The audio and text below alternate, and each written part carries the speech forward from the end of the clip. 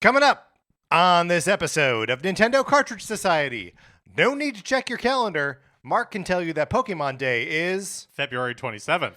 The town is dead, so the Nintendo Cartridge Society is dead with you.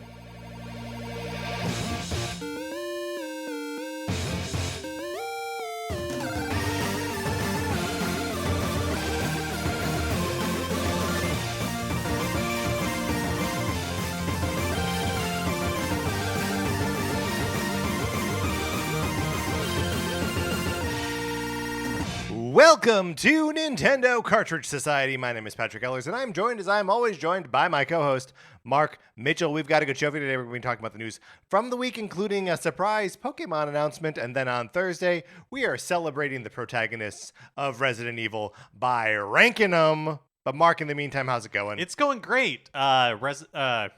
Yes. Pokemon Day, February 27th. Right. Beaumont-kin. Right, is Dominic Monaghan's character from... And Shinya Takahashi. There we go. Is the name of the Nintendo person who often hosts Nintendo Directs, whose name we couldn't remember. But now these are all things that we remember all the time. Can't surprise us when Pokemon Day is anymore. No, now we're prepared for it. We've got our t-shirts ready. They just say Beaumont-kin on them. Speaking of Beaumont-kin, we got a new Mandalorian and Grogu trailer. Yeah, we did. Yes. Which was kind of exciting and fun. And like I had yet to really be sold on like the dumb fun of Mandalorian and Grogu as a film. And now I'm like, here we go. This is it. This is what I need. Yeah, I think it could be fun. I think it could be fun. Mm-hmm. I'm hopeful. I'm also hopeful. Also, look, I cannot believe how well the like Twitter joke of Glup Shitto, like how applicable it is for like every Star Wars trailer. You're familiar with this? This is phenomenon, like the yes. The fan term for just like random background characters that then like become fully formed. Well, so I think it's less not characterized that way, but so much like a character from like the deep canon that gets promoted up to like a movie or TV show and is used as part of the advertising to be like, don't you love your obscure character who's in this? I did see Zeb in this trailer and was like, yes. I don't know who Zeb is. I know you don't. He's from Rebels. He's from Rebels and I love him. He's a big blue guy. He's in season 3 of Mandalorian. Is he like the wolf? A wolf-looking type thing? Not wolf-looking. Does he have like animal ears? He does have animal ears, yeah, and like a little bit of an animalistic face. I think as long as they don't try to get me interested in the history of Mandalore. Well, I've got some literature for you to read before. Mark, if people want to hear us not talk about Star Wars so dang much, they can head on over to patreon.com/Nintendo Cartridge Society, where if you are supporting us at the 8 or 16-bit levels, you get access to our once-a-month episodes of miniseries like NCS at the Movies. Yes, in NCS at the Movies, Patrick, myself, usually a special guest, are going to the movies together and then talking about it. We are seeing Scream 7 at the end of this week. And excited to talk about that. Yes. But also, we have previous miniseries on there, like NCS Arcade, where Patrick and I played through games that we had never beaten before, mostly. NCS... And most of them are available on Nintendo Switch Online? Yes, that's right. NCS Detective Club and NCS Goes Broadway. And some of these are available at any level that you subscribe at, including free. Even at the free level, there is a content available for you. So no reason not to follow us over on Patreon. Also, I just realized that one of the movies that we will be talking about Star most Wars. likely for the movies will be Mandalorian and Grogu. Well, I got to find out who Zeb is. You do got Mark. I will have literature for you. Don't worry about it. Also, if people don't want to spend any money, they can head on over to the Discord. We can send you an invitation. Email us, Nintendo Cartridge Society at gmail.com. I said .tom. I hope everyone knows that's not what I meant. I hope they just hear you. Then we'll send you an invitation. You can get in there. You can chat with us about all of the confusing things that are happening in the world of Nintendo right now. Does it feel like a more confusing time than usual, Mark? Yeah, I feel unmoored a little bit. Yeah, I too feel a little unmoored. Do you think that the re-entry of Virtual Boy into society has just thrown things off. That's a good question. I mean, also, is it possible that we have fallen into our Virtual Boys and we are now in the Virtual Boy Wario Land or whatever? It is possible. Everything seems a little more red than it Yeah, used to. and a little more black. Just a little more black and red. But I can see so clearly in 3 dimensions. Yes. Yes, we got a couple debugs. We do. Sir Pigothy 7341 says the instructions for the Virtual Boy, like how to use the Virtual Boy accessory, are on the back of the box. Yeah, so I was going to mention this because we talked about it last week, and you were like, they don't tell you how to set up this Virtual Boy thing. Yeah, how are you supposed to know that you open the hinge from the top? And yeah, and I was like, man, that is weird that they wouldn't include that. And then I opened mine, and I was like, oh, it's right here on the box. It is right here on the box. Yeah. So egg on my face. Because that makes a lot of sense that they would do that. I just threw it in the recycle bin as soon as, like, without even looking. So this is another thing. I don't even know if we can talk about it because I very neatly folded my box back up and like put it away. They're so huge. Yes. Did you also get the cardboard? I did. One. Yes. That box is enormous. Yes. For the thing that's inside. Totally. I think both boxes are very big. Yeah. But I just put one inside the other and then like put it up in a closet. Like I'm going to hang on to those boxes. It is a little bit of a, well, we'll talk about Virtual Boy. Okay. But anyways, thank you, Sir Pigothy, for pointing that out. And then also, Kyle in the Discord pointed out that we missed a Resident Evil spinoff in our discussion last week with Roxy Poke about all the Resident Evil spinoffs, saying, quote, you guys did skip one and I think got it confused with another. Resident Evil Reverse did come out with Village. We talked about Reverse in the episode. Yes.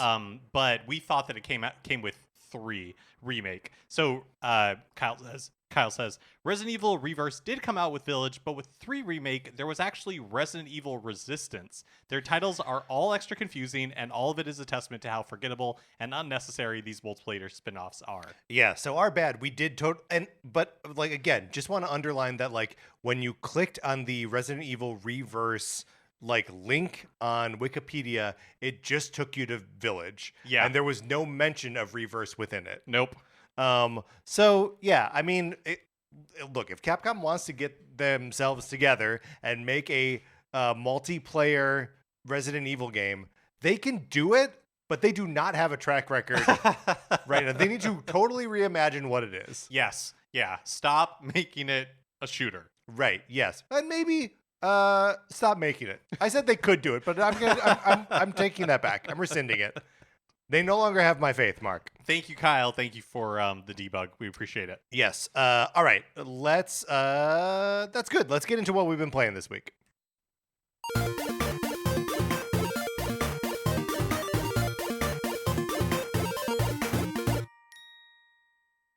Before we talk Virtual Boy, I want to hear about Paranormasight. Okay, yeah. So I actually didn't have, unfortunately, that much time to play games this week. I'm so behind now. I have Tokyo Scramble that I still want to put time into. I haven't picked up Final Fantasy VII Remake for probably like 2 weeks now. You got to get back in there. I know, I really do need to.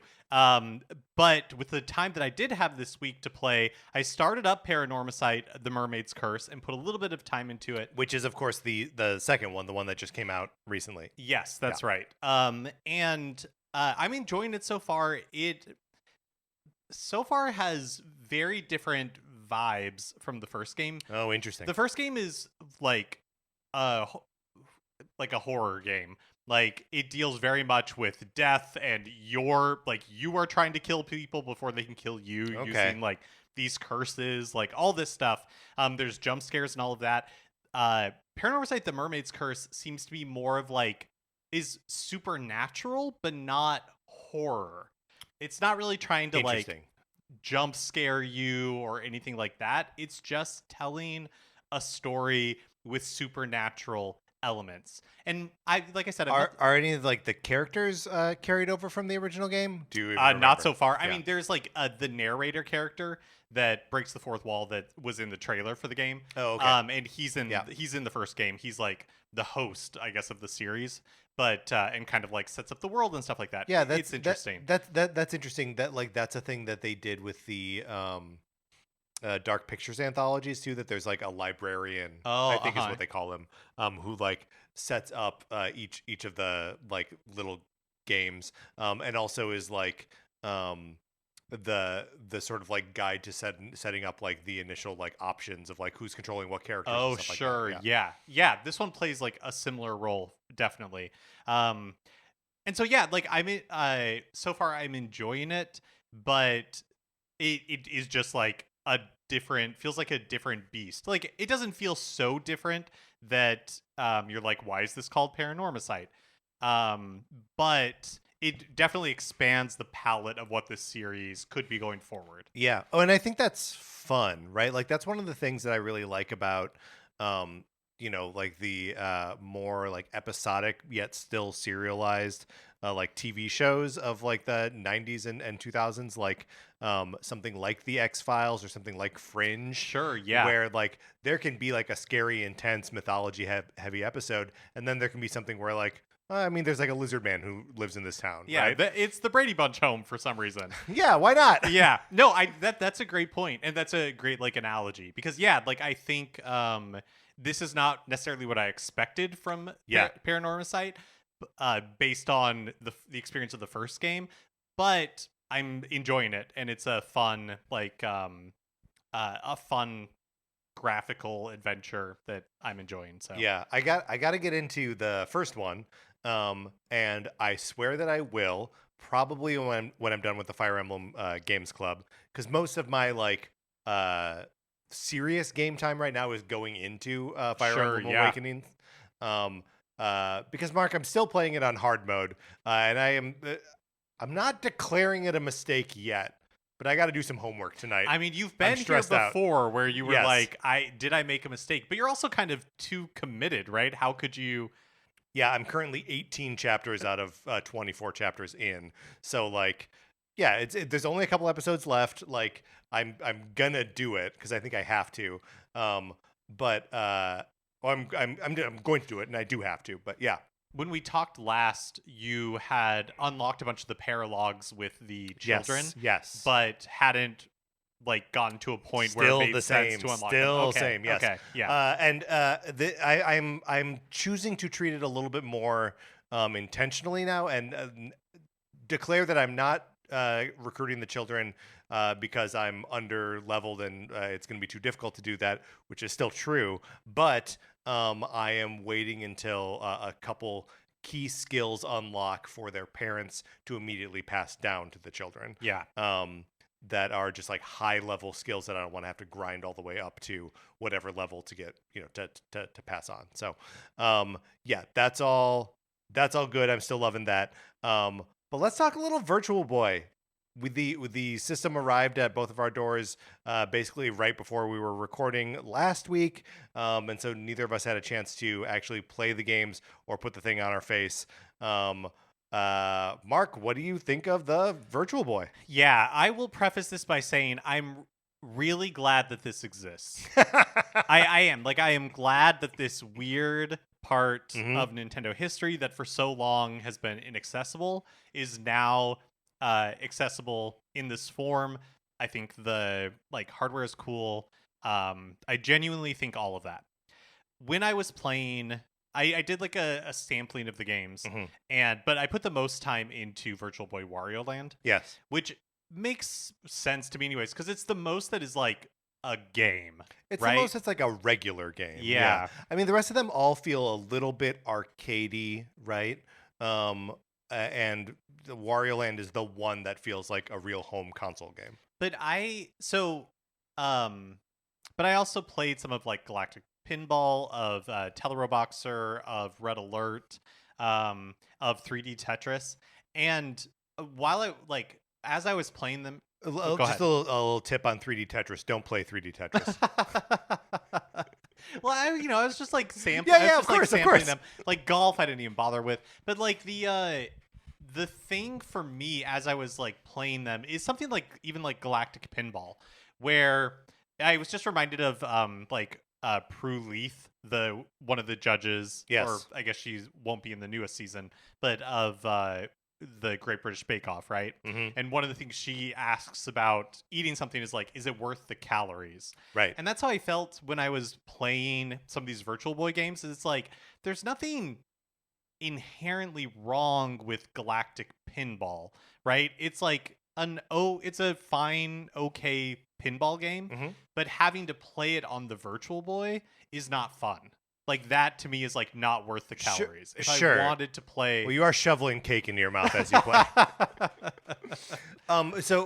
Not worth it because of like the physical discomfort, like to your eyes, to your body. Like what is? yeah, the part like of it's it not a that is- good enough game to make it worth. Well, right, like, but yes, what yeah, is to is make that- it worth yeah. like the uh like I couldn't find a comfortable way to play the games. Mhm. I think that Are you primarily using the like plastic one? yeah, Okay. yeah. I don't think that like the experience of looking at the games is particularly like nice or fun. Yeah. Galactic Pinball specifically feels really like slow, even like in its the responsiveness to like you pushing the buttons and the paddle. Oh, It interesting. just feels like it has no power. It feels like you're like hitting. Oh. Yeah, exactly. It feels like you're hitting the bumpers or whatever are just kind of like floating up. I don't know.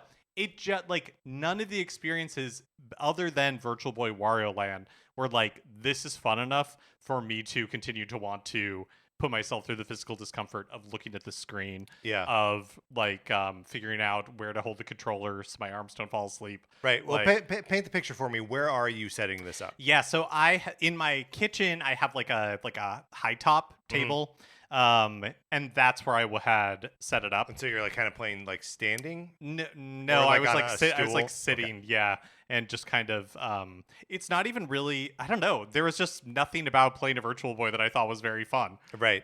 Yeah. Well, I mean, but I do think that, well, you have your experience, and that's your experience. But I do think that there are places where you can like place it that feel more comfortable, or at least that I was able to find some of that. I mostly played it on my desk in my office, which is also where I had it as a kid. So I'm like sitting in a like an office chair, like a desk chair, and I am like hunched into it a little bit, and like that's not super comfortable for sustained periods of time. But I found that the like experience on my eyes was fine. And that like I did not experience any kind of like headache or anything. And then like thinking back on it, I was like, I don't think I ever did as a kid either. That's just like sort of a line about the Virtual Boy. I'm sure some people do experience that, but like I was pretty comfortable spending hours in that thing as a kid. So my experience with the Virtual Boy is that it is the single most effective portal to 1995 12-year-old nostalgia that I've experienced in my life. When you are playing the Virtual Boy, be it the original or this new peripheral thing, the only thing you can see is the Virtual Boy, right? Is the black and red that it's kicking directly into your retinas, right? And most of what you hear is also just like the bleeps and bloops from a pretty compelling sound chip, like one that I like kind of a lot, and I have a lot of nostalgia for. There were multiple times where I pulled my head out of the Virtual Boy and expected to see the tree outside my childhood bedroom window. That's cool. And like that is something that renders me incapable of actually judging this thing because it just makes me feel like I'm 12. And it's brought up so many like memories and thoughts for me about getting the Virtual Boy and it being like the first gaming system that I was aware of before it came out because I was reading Nintendo Power. My parents were in town this weekend and I was like, do you guys remember, was this the first console I bought with my own money? Because like I didn't buy the NES, I didn't buy the Game Boy, I'm pretty sure I didn't buy the Super NES. Yeah, like the Virtual Boy was the first console I bought with my own money. And, because that's a lot of money for a kid, I was pot committed to the thing and bought a bunch of games to the extent that there were a bunch of games for it. So I'm just I'm having a blast, and I'm like discovering things about the games that I didn't understand when I was a kid, and with Innsmouth no Yakata in there, playing a game that I was totally inaccessible to me previously because I was a Japanese exclusive, and like I'm getting deeper into Teleroboxer than I ever could before, and like really digging it. The 3D effects on that I think are awesome. The character designs are really cool. I played a bunch of Galactic Pinball. I got my parents to play a bunch of Galactic Pinball. I don't know. Yeah, those pictures of your parents Yes. playing that you posted in Discord are very fun. If you are not in our Discord, Yeah. get in our Discord and you can see some septuagenarians playing Virtual Boy Galactic Pinball. Yeah, I mean, I don't know that I can properly express what playing this thing has meant for me the last like week or so. But That's so fun. And think of how few people can like I know. share that experience. right, because they sold like 700,000 of them, right? And like surely some of those people have died from their Or- 3D related retina injuries. Yeah, that's right. That's right. I will say I am super impressed with the like the experience of playing it. Yeah. Like when you put it into when you put your Switch or Switch 2 into like the Virtual Boy machine and you look through the thing, Right. like I think it does a remarkable job of feeling like you're playing a It Virtual really Boy. does. It really, really does. Yeah. And like, you know, it's a little bit clumsy, like getting it out of the Virtual Boy mode. And I do wish that they just, and I still believe that they will do this at some point, is just do a TV mode of it where you just have one of the screens represented there and it's just a little bit harder to read what's going on. But I hope they do that. Like, I just hope they figure that out. But yeah, otherwise, I think it's a really cool product, and I can't wait for them to put out more games on it, including games that I had played, have not played, and games that had never been released. It's all very exciting to me, Mark. It does feel very Nintendo to me that they're like, we are going to put Virtual Boy games out there, but the only way you can play them Yeah. is with this Virtual Boy accessory. Like, no, we're not going to do a TV mode. No, you're going to have to, like, you know what I mean? Like, Yeah. we're not going to. Well, and it is very funny that like when because you could have your Switch docked and like pull up the Virtual Boy app, and it'll just have like two little screens on your TV or on the display of the handheld. And it is funny that it doesn't even come close to taking up the whole display. Right. Right. Yeah. Like they're pretty small, but your eye is like an inch and a half away from them. So, did you take off the visor or the whatever it is, the red No, I didn't. lenses at any point? I did. It's pretty easy, and looks still very good. So, I'm looking forward to being able to change the color on that and pop those lenses out. Although I feel like I'm just going to keep gravitating back to the red, but maybe just like the monochrome, like black and white. Right, like grayscale. Yeah, that's probably more comfortable. But again, I don't feel a ton of discomfort with it as is. Yeah, I didn't really have discomfort like it didn't hurt my eyes or anything. I just found it unpleasant. Yeah. Yeah, and I can't deny that it's that's a little I also unpleasant. think it's but it's also like it's what you're experiencing, because when I was playing Wario Land, like I didn't feel that way. Like I wasn't. But then when I was playing something like Red Alert, I was just, or like 3D Tetris. I mean, I'm sure you're right. Just don't play 3D Tetris. 3D Tetris the is a best mistake. advice. There's V Tetris, which was a Japanese exclusive, which is coming out to the system later this year, which is a cool game, and I'm very excited to play that one. And then we'll have a Tetris. The 3D Tetris that exists on there is like a mess. I do think the like anthropomorphized, They're cute. like, Yes. Tetris pieces are funny to me. Yes. But yeah, I don't know. Like I said, I'm really glad that it exists. I want to continue to play Virtual Boy Wario Land. But yeah, when I was dabbling with the other ones, I was just like, I don't know, this just doesn't feel worth it to be playing, like Galactic Pinball or Red Alert or whatever. Well, again, just stop shoving handfuls of cake into your mouth while you play. All right, I'm so Video Games Comedy Show is doing the a Space Solace for Virtual Boy. Amazing. Incredible. This week, and I'm going to be on it. So I guess that'll come out next week, Monday. So I don't even know how exactly we're going to do this. I cannot wait to hear it. I'm sad that I will be missing it. But all right, Mark, that's what we've been playing this week. Let's get into the new releases and what we might be playing next week.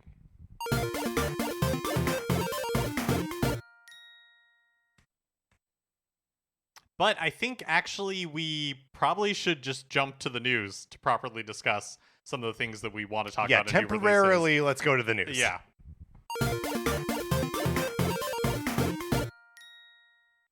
Okay, so late Thursday night last week, Pacific time, Nintendo eShop listings for Pokemon FireRed and Pokemon LeafGreen started to appear with the release date of Pokemon Day, February 27th, which is just this Friday. Yes. So the games, these are the Super Nintendo Game Boy Advance remakes of Red and Blue, Green, because that's what it was in Japan. Yes. Right. So the games have a price point of $20 each, and they were officially revealed with a trailer in the US on Friday, so the next day. Mm-hmm. So the question I pose is, what happened here? Is this how they intended to roll out this product? So when it first popped up late on Thursday night, somebody posted it in the Discord, and I was like, like somebody must have made a mistake. Yeah. Because it's a week early. But I think what happened is that they timed it all for the listings to go up on the 20th in Japan. So that would be 1 week, before Pokemon Day. Mm-hmm. And then they listed them worldwide. Like all the listings went up when that first one went up. Yeah. But then, like Nintendo of America didn't put a trailer up or like a press release or anything until later in the day on Friday. Until that was also 1 week until Pokemon Day. And I don't know if this is the reason or not, but once you're in that one, like they're up for pre-order, and once you're in that pre-order period, Nintendo like charges you when you purchase it. Right. Yeah, so... Right, so maybe they're just like, it gives us 1 more week with the product on the market. Maybe. Like, to me, it seems like, why not have it be a Pokemon Day announcement, unless... they have something else to shadow drop on Pokemon Day. Or it's like when they release the name of the Nintendo Wii early, because they're like, we know the internet's going to have a lot to say about this, so let's just get it out of the way. Right. And then it won't be the thing that everybody's talking about on Pokemon Day when we announce our other stuff. Yeah, well, and because it has been a little bit of a like a firestorm flashpoint for a couple reasons, but let's kind of pound through some of the details here first. Okay, sure. So they're available as separate products in English, Spanish, and French. Right. So a total in the U.S. of 6 different products: English, Spanish, and French for FireRed, English, Spanish, and French for LeafGreen. Yep, and you just have to buy them separately if you wanted all 3.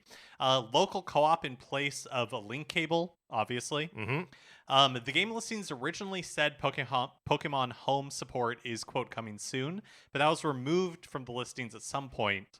But Anthony in the Discord pointed out that they usually delay home support by about 6 months to keep trading focused on, like, in the games themselves in the early days of release. So it wouldn't surprise me if home is supported eventually. Like ZA doesn't have home support right now. Yeah, sure. And it would make sense that they would get home support, just because like that was support for the like current method of banking your Pokemon was something that was important to the releases of Blue and Red, the Game Boy games on 3DS. And is like a considerable value add to just having your old cart where your Pokemon are orphaned unless you do a really complex way of trading them up through the Game Boy and DS games. Otherwise, no other changes or quality of life improvements. Listed or anything. Also, not about the games themselves, but when we were recording on Monday last week, we weren't sure if there was going to be a Nintendo Music update. There wasn't on Monday night like there usually is. So we were like, maybe Virtual Boy soundtracks on Thursday. Would have been good. But no, it was on Friday. They released the soundtracks for FireRed and LeafGreen. So let's talk about the sort of like elephant, or like the controversy point here, the elephant in the room, as it were, that these games are $20 and are not included as part of a Nintendo Switch Online Classics library, like most Nintendo published Game Boy Advance games that have made it to the Switch. They're just not on the on this library. Yeah, Nintendo tried to get ahead of this a little bit. They like published an FAQ on their website. Yeah, like answering questions like why, right. And they didn't. Obviously, they didn't really answer. I think they said like we thought it would be fun, like that sort of thing. Yeah. And they said that they aren't anticipating bringing the Virtual Console back. The Nintendo Switch Online, Nintendo Classics still remain the primary way. But basically, they're just saying this is like a one-off Right. thing that we're doing for these games for the 30th anniversary. Right. And it's not like we have no other Pokemon games on the Classics libraries, but we don't have any mainline games in the Classics libraries. This would be the first. And, I think there are a bunch of reasons for this. One is like it's a Pokemon product, and they know that a Pokemon product will sell, right? That it is like kind of foolish to give away a Pokemon product as part of a subscription people are already paying for. That's number one. Number two, rewind and save states, kind of an issue with a Pokemon game, because like the trading and the meta, like competitive, is like a relevant and ongoing thing that they support on like basically a professional level, right? But I think maybe like the principal reason here is like the difference between paying $20 to buy the game and get it versus making you subscribe to Nintendo Switch Online plus expansion pack for $50 a year. Like if you're doing it just to get this game, like you and I it'd be a bonus for us, right? Right. Because we are Nintendo obsessives, and we are going to subscribe to the higher level thing no matter what. We bought both ways to play Virtual Boy. And Alarmos. And Labo VR. Yes. Well, I didn't. You did. By the way, I looked and I don't have it. Okay, yeah. I think you threw it out. I think I sadly threw it out. But it's not unrealistic to say that there are Nintendo fans and there are Pokemon fans, and there's a lot of overlap, but Pokemon obsessives and Nintendo obsessives are not the same audience. So I think there are going to be a lot of, especially kids, whose parents aren't going to get them a $50 a year subscription to play Nintendo 64 games that they have no interest in playing, but will spend $20 to buy them this Game Boy Advance Pokemon game. Yeah, that's an interesting point about like the value versus the subscription. The value, especially because Nintendo has made the decision with the Nintendo Switch Online, starting with the Switch era, that they were willing to give Mario games like away as part of the subscription. Yes. In a way that previously, like they seemingly were very reluctant to do. The whole reason Virtual Console exists. And making you like buy it when you bought a new system. You had to rebuy Mario 3 on the Wii, on the Wii U, on the 3DS. Yes. But now it's just part of like the subscription. But I think you're right that like Pokemon stands alone for all the reasons you mentioned. The fact that like Pokemon Home support is an ongoing, like concern for all of these games. Like, I think all of that stuff is true. And so I don't think that there's like a single reason why they're not on Nintendo Classics. I don't think there's a single reason why they're priced at $20. I think it's all of those reasons that you've talked about. Right. Yeah. So I do think there's also something sort of interesting in just like the way Game Boy Advance games are valued on Switch. Obviously, if Nintendo has published one, it's part of the classics. But if we look at just a sampling of other GBA games that have been published on Switch, Ninja 5.0, $25. Shantae Risky Revolution, $25. Now that stands in contrast to something like the Castlevania Advance Collection, which is all 3 Castlevania Advance games plus a Super NES Castlevania, and that's 20. But like that's clearly like activating a specific, it's a collection. You can also say that like the Mega Man Zero games or the Battle Network games that are collecting them are like slightly different beasts. But I just think that it looks like if you're releasing one sort of like high value game in either Shantae Risky Revolution, whatever it's called, or Ninja 5.0, that 25 is like the price you ask for it. So 20 feels even a little bit more reasonable in that regard. Right. And on the 3DS Virtual Console, the Game Boy games, so like red, blue, and yellow, were $10. They were $8. They were $7.99. Oh, okay. But that was like 2 to 3 times as expensive as a normal Game Boy game was. Game Boy games were $2.99 and $3.99 depending. So like they had already set a different price point for the Pokemon games just to be like, these are different. You like them more. Right. Yeah. Yeah. Interest in picking one of these up? Kinda. I mean, I've never played the FireRed or LeafGreen, and like I like the original Pokemon game.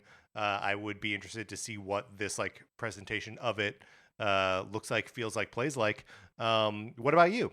I don't know. I feel like I said like I have so many games. Yes. Right now, and this doesn't seem to be a limited time thing. It's not like even though it's part of the 30th anniversary of Pokemon, they didn't announce it as a limited release like Nintendo has done previously with some of their like anniversary releases.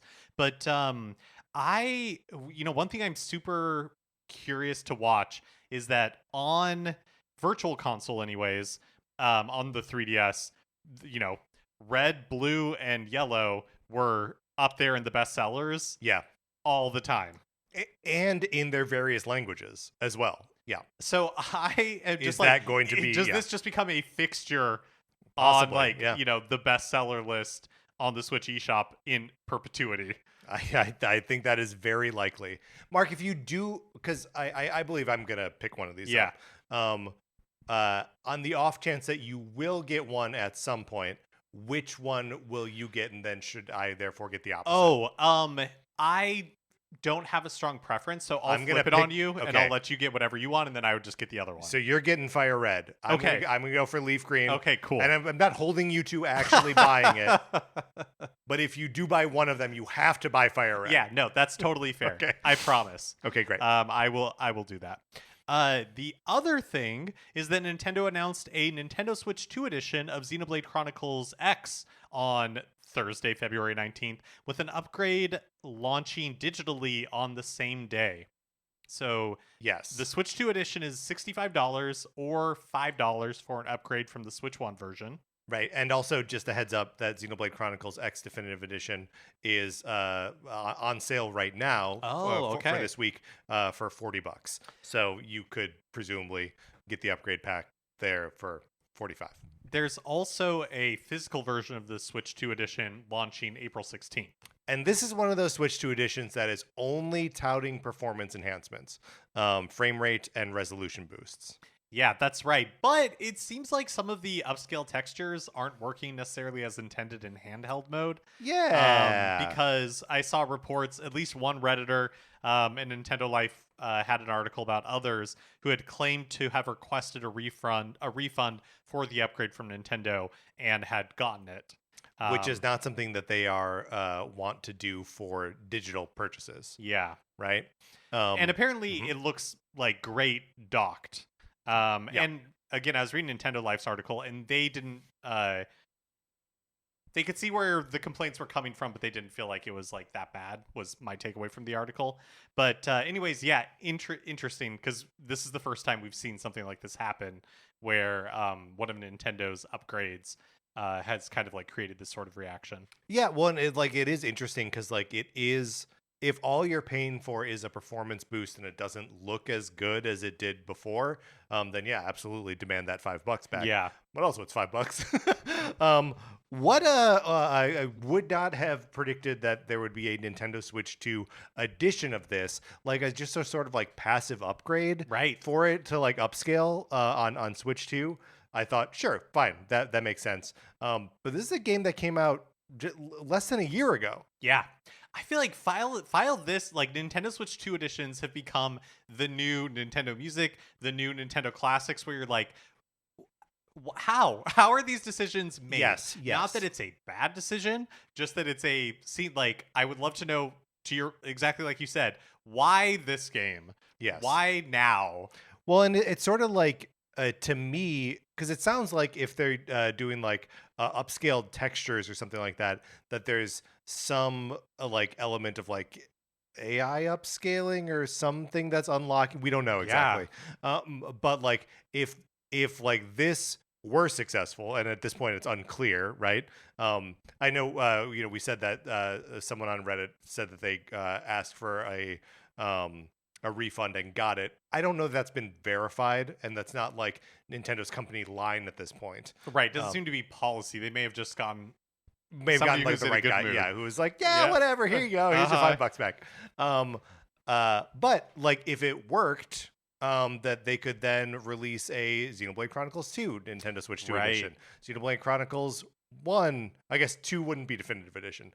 Xenoblade Chronicles 2 Nintendo Switch 2 edition, Xenoblade Chronicles definitive edition, Nintendo Switch 2 edition, and then the same thing with 3. That all seems like it could be possible if this is like kind of just an upscaling thing. Well, and maybe the fact that 10 is the newest one, that not 10, X. Yeah. Maybe the reason, the fact that X is the newest one of them is the reason it's getting a Nintendo Switch 2 edition, because they knew the Nintendo Switch 2, like it was just in the works, right, and they were just waiting for the right time to release it or something.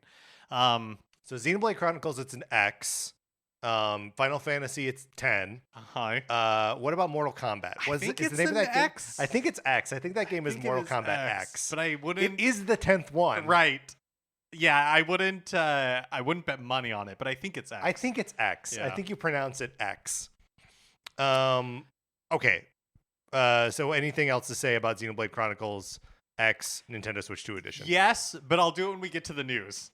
Because this was not the news. No, I mean, this was sort of the news. Okay, now let's get back into the new releases. Yes. Okay.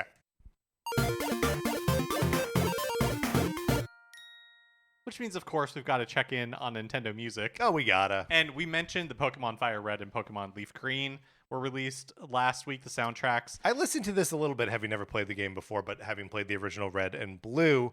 And it is interesting to hear all of those charmingly Game Boy sounds coming out of a Game Boy Advance sound chip, because I don't like that as much.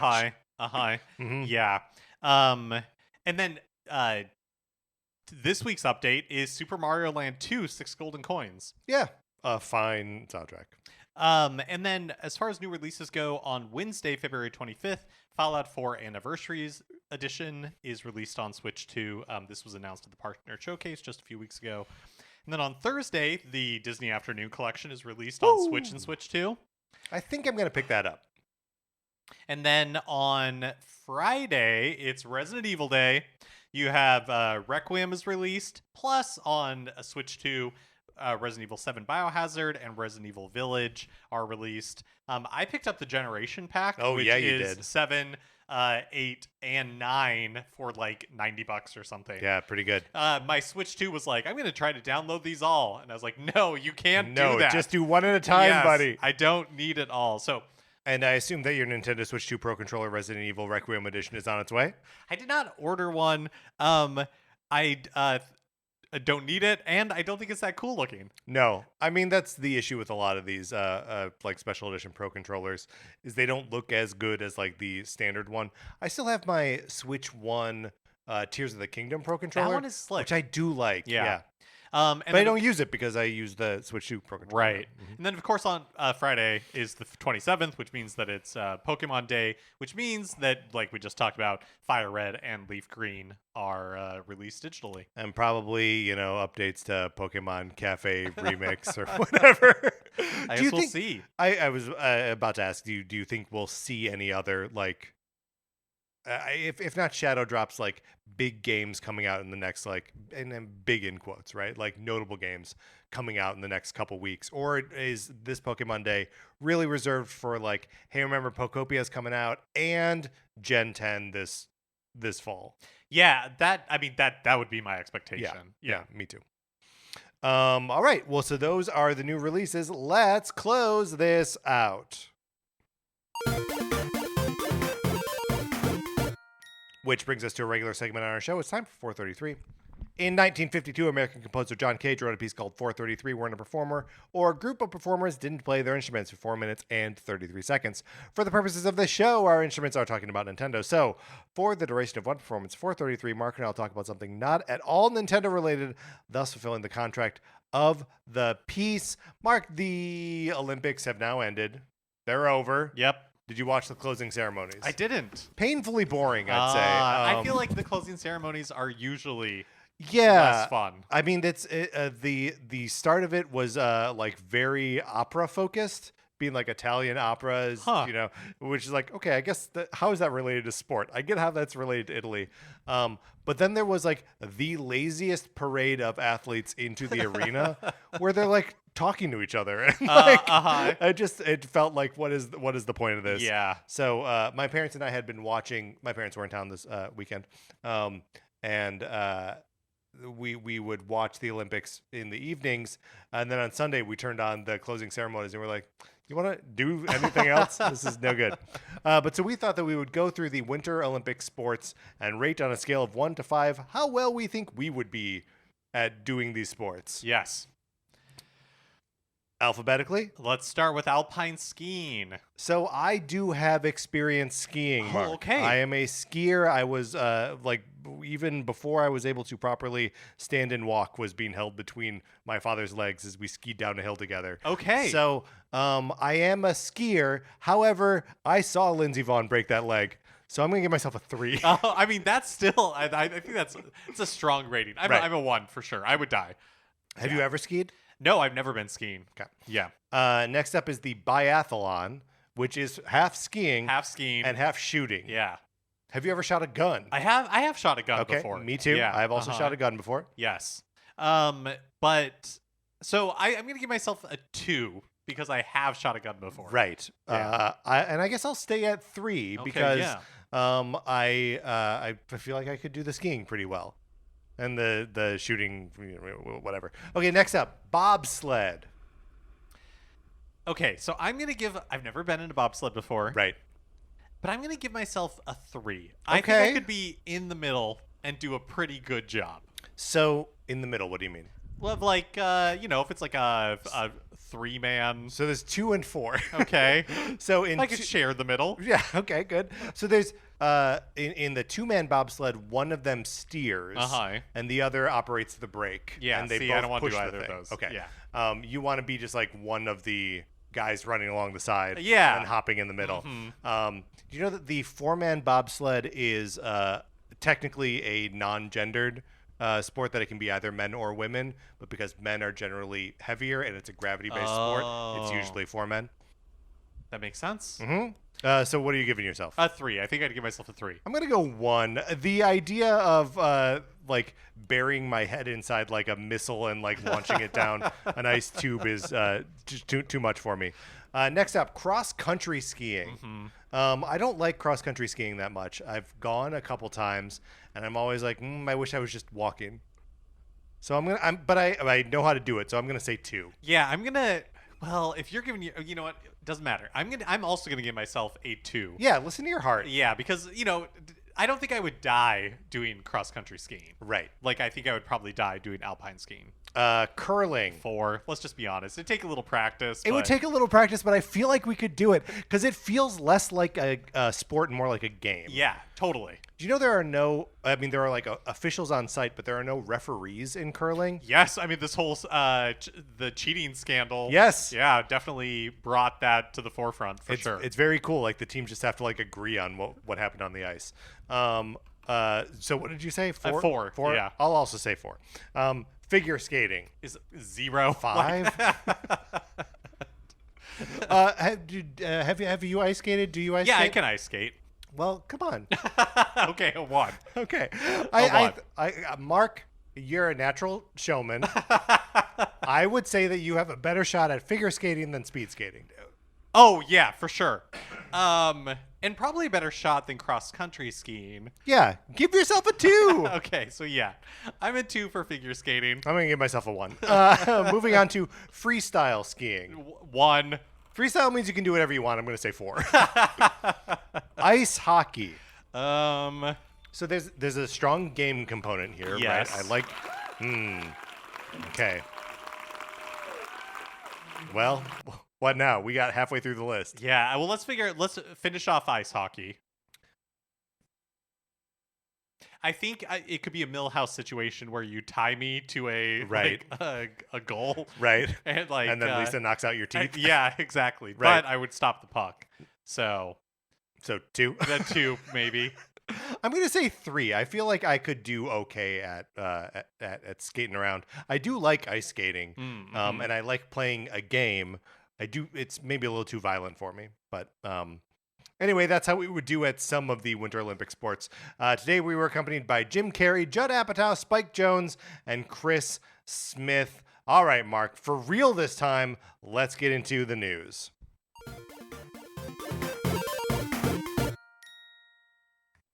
Okay, so Nintendo is rolling out another Treehouse Live presentation with 80 minutes of gameplay of Super Mario Bros. Wonder, Nintendo Switch 2 Edition, plus Meetup in Bellabel Park, and Pokemon Pokopia today at 2 p.m. Pacific time. This is happening. Man, really just several nails in the February Direct coffin here, right? Well, that is exactly what I wanted to talk about when I said that, there's something from this Xenoblade Chronicles X Switch 2 Edition that I wanted to mention in news. And it's basically like, yeah, they're doing what we speculated, which is that there's no February first party, Direct or anything like that. Which we'd pretty much resigned ourselves to for with sure, the partner showcase. But it's like social media announcements. They're doing this Treehouse Live. So there's all the different components of what it could be. They're just presenting it in a more fractured fashion than just doing it all in one day. Right. Well, let me ask you, why not just do it all in one day and include that the Virtual Boy rollout with the individual games and the 2 unreleased games? Why not jam all of this stuff into a Direct? Would it seem like too little? Yeah, I think that's the thing. I think the expectations are too high. And so if you're just if it was a Nintendo Direct where the big announcements were the launch lineup for the Virtual Boy, well, I'd be happy. A Nintendo Switch 2 edition of Xenoblade Chronicles X, and then another look at Meetup at Bellabel Park. Yeah, it's probably not enough.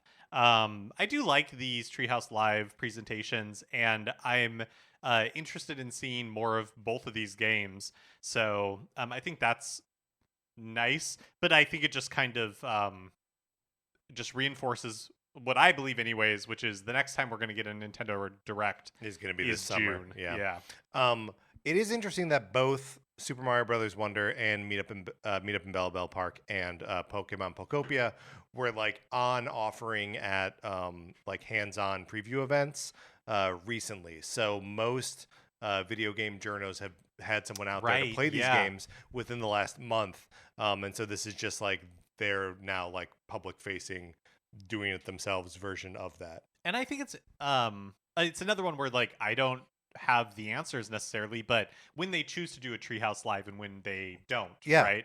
And I don't know if sometimes I feel like they do them for when they feel like they I wonder if it's when Aonuma recorded gameplay for Tears of the Kingdom and they did a special, this is what makes Tears of the Kingdom special type thing, where maybe they pull out Treehouse Live when they're I don't know that the marketing that we've done for these so far has has really expressed sold this. what we want. Yeah.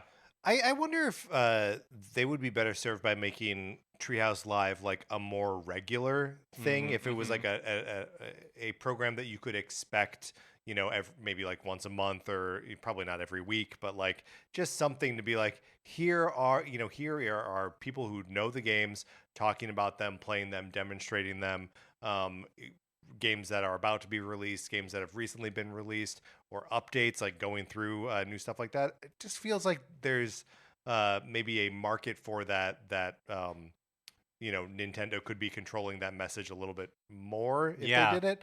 But maybe they don't care. There's also a Pokemon Presents this Friday. No surprise, it's Pokemon Day at the now standard 6 a.m. Pacific time. Woo! Could be a big one, as you were mentioning. The series literally marks its 30th anniversary on Friday, and could have a new generation of Pokemon. We'll talk about it next week. Yeah, next absolutely. week's news episode. And like new generation means new starters. It means new region. It's there's a lot that could be exciting about Friday. What do you think the odds are that it's a new generation? I mean, this is the year that they have to do it, right? You would think so, right? Playing by the old rules. Uh-huh. I mean, either a new generation or something else that looks backwards in a way that's different than just the fact that they released FireRed and LeafGreen, or that they are releasing them on Friday, makes me think that they're not going to do something additionally looking backwards, right? Like there's not going to be like a suite of classic Pokemon games to play, even like for a separate price. So yeah, I don't know. I think like they've got the and of course I don't remember the name of it, but the Pokemon Battler thing that's going to come out later this year. Right. So yeah, I don't. Yeah. I hope it's the new generation. I hope so too. The only thing that makes me hesitant is, and I'm not tapped into the rumors, so maybe it is all over the place, but I feel like it hasn't leaked. Yeah. Which I feel like we heard way more about previous generations before they hit. Yeah, I feel like there's been like the long rumored names of like Wind and Tides or something like that. Wind is one of them, but I don't remember. But I think that's just like nonsense rumoring, that like someone said it and they're like, oh yeah, that makes sense. I'm still hoping that there was a rumor that the new region would be California based.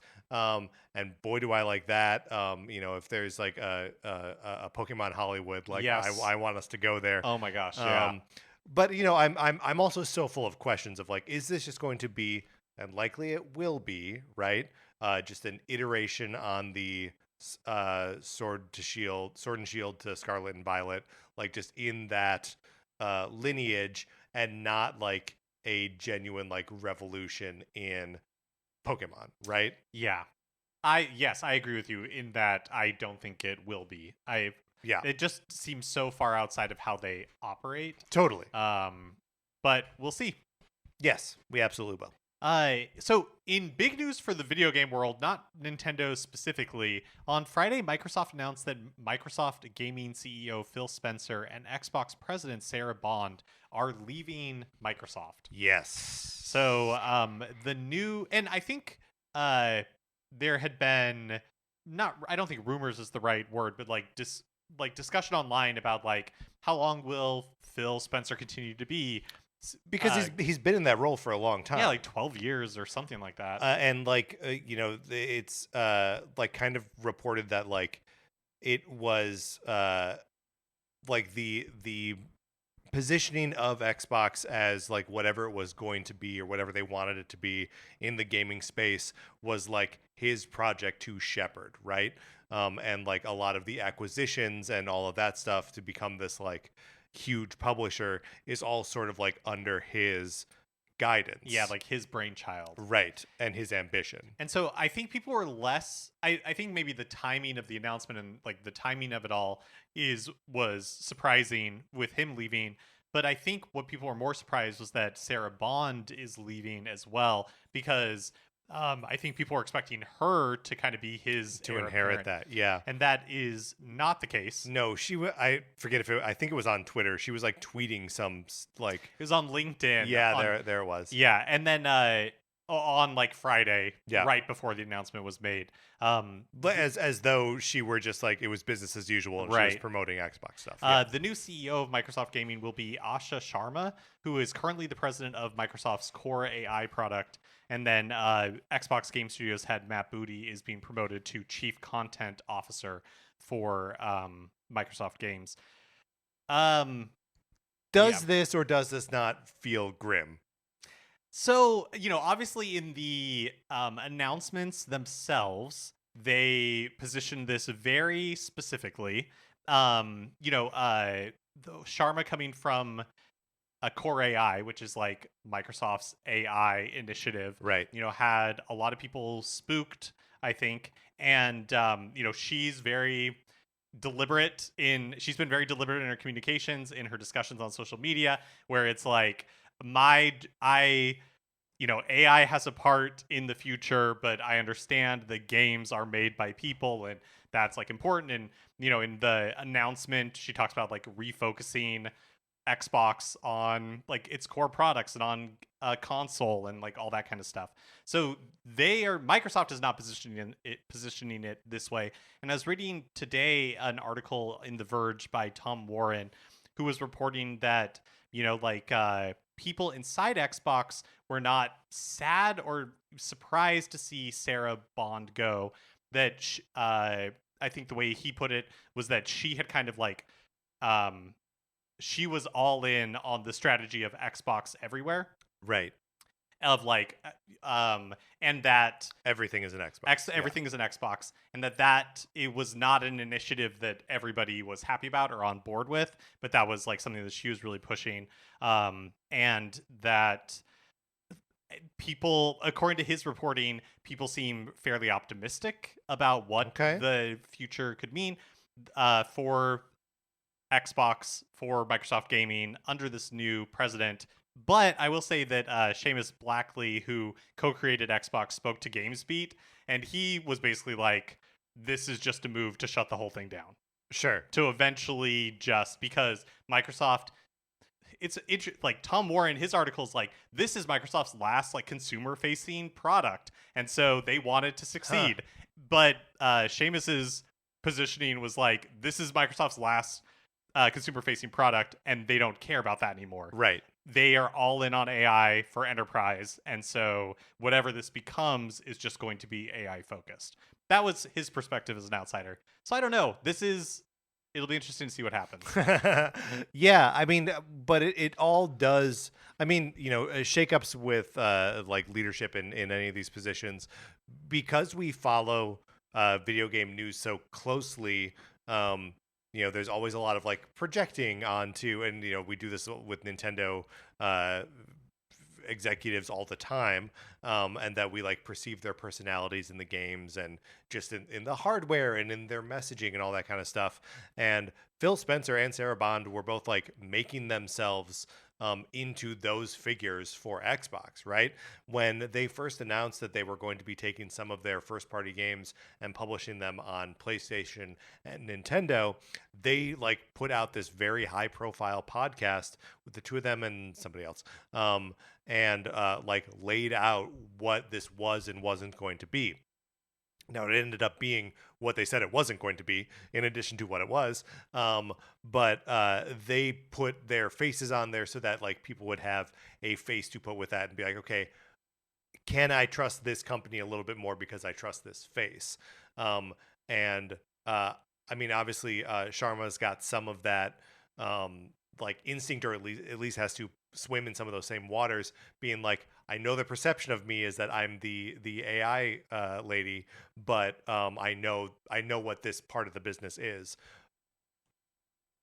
But does she also have different marching orders than like Xbox fans or gamers would want her to have?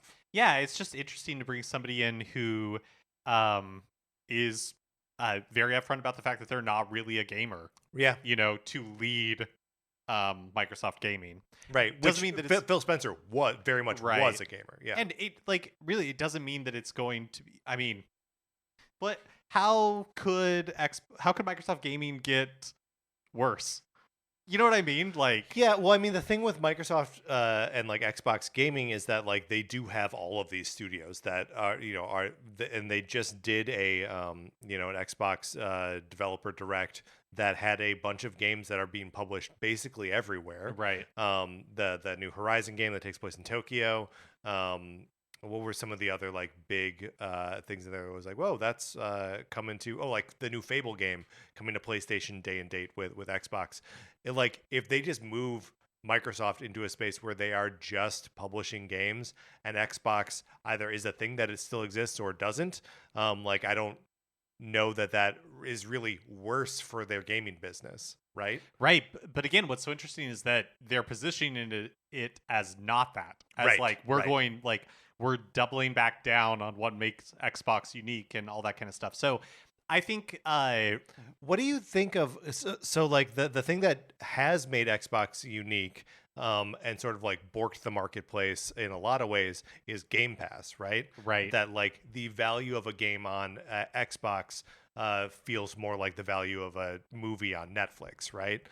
Which is to say, you don't expect it to be something that's worth your $60 or $70, Right. so you don't really engage with it. Or if you do it in such a frivolous way that you're like, well, whatever, I'll just move on to the next. It's and they just like radically increased the price of Game Pass by like 50%. Game Pass here to stay? yeah, that's a really good question. I don't know. It was such a big part of like Yes. Phil Spencer's uh work, like his time at Xbox. Yes. Was Well, Game and Pass. yeah, and it was an earthquake when it was announced, right? Because they were like every game, including AAA first-party games. But you would think that if they wanted continuity Yeah. with the current strategy, then they would have had somebody like Sarah Bond or somebody who was like, you wouldn't bring a complete outsider Right. Yes. who has never dealt with like gaming before and make them the president or the Yes. CEO if you did not intend to change strategy. Well, and also like could have, and I don't know actually what the motives for like when you announce someone's retirement or moving on to another position, but like, do you think he's like taking up another position somewhere else? Or like we knew that Doug Bowser was retiring from being the president of Nintendo of America months before it happened. Yeah, apparently, according to Tom Warren's reporting, it was supposed to be announced on Monday. It was supposed to be announced yesterday. But But it got leaked with the Pokemon thing. yeah, that's right. That's right. No, apparently it leaked, and IGN was going to publish a report on it, which they did, and that's why Microsoft got ahead of it, and that's why. Oh, interesting. Yeah. According to his reporting, that's part of why like Sarah Bond team had posted that thing on LinkedIn, because they did not intend for an announcement to go out on Friday. That was not the original plan, and why it took her like a few hours after the announcement before she shared an email with her team, posted something on LinkedIn, like all of that, because it was they were about to be scooped, and so they wanted to get. So it was like a panic button type thing. Yeah. There's no way to know right now, but this Microsoft gaming just continues to be absolutely fascinating as something to watch. Right. Well, we will be witnesses to whatever happens here as it goes up in glory or flames. And then finally, The Legend of Zelda turned 40 last week. Anyone expecting Nintendo to acknowledge the anniversary in any way wound up disappointed because it passed without a peep. There was a post on Nintendo Today saying that this game was released 40 years ago today. I think it just goes. I mean, who knows? Like maybe they will decide to later in the year make hay out of it. But I feel like it just goes. Is just another like bullet point in the idea that Nintendo only treats anniversaries as a thing when they want to like build a marketing beat around it. And since Mario's still like 40th anniversary is still ongoing, I'm guessing it didn't make sense to them to also market like Zelda's 40th. Video game anniversaries are not celebrated altruistically, right? They are always a marketing beat.